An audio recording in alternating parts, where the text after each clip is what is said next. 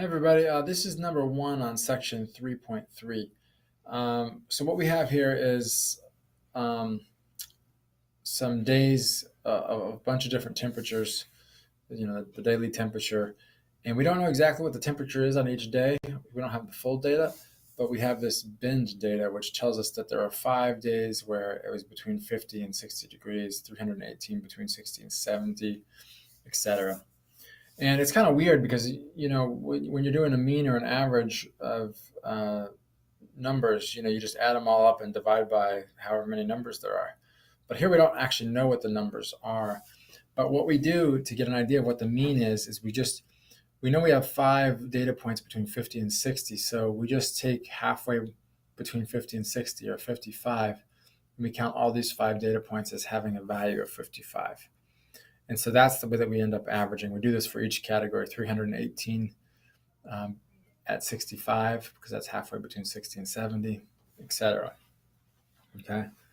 The cool thing is StatCrunch will actually do this to you. If you open up the data in StatCrunch, one thing I always like to do, because we use the consecutive lower limits method, I always put a last row on with a frequency of 0.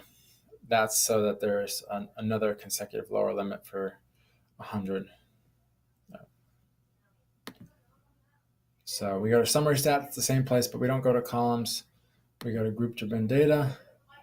Our bins are in temperature. Our counts are in days. Always make sure to do this consecutive lower limits, or that'll screw up your answer. I always forget that.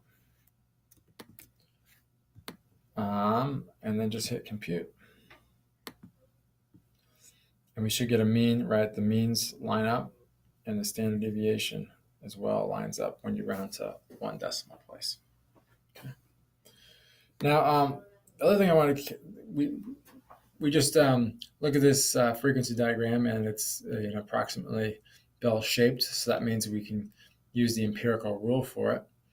And part C says, according to the empirical rule, 95% of days in the months will be between what two temperatures?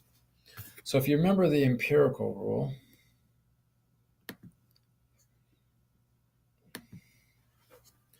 right, we are told that 95% of a symmetrical distribution is between 2 standard deviations below the mean and 2 standard deviations above the mean.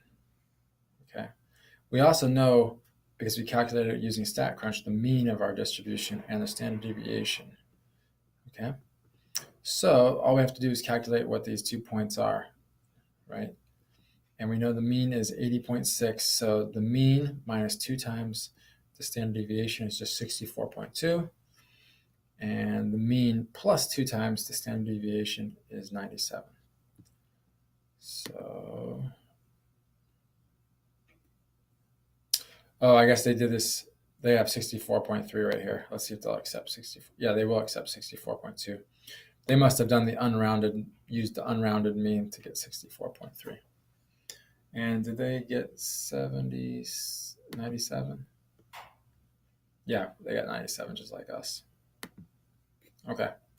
So I hope that helps with this problem. That can be tricky because the data is now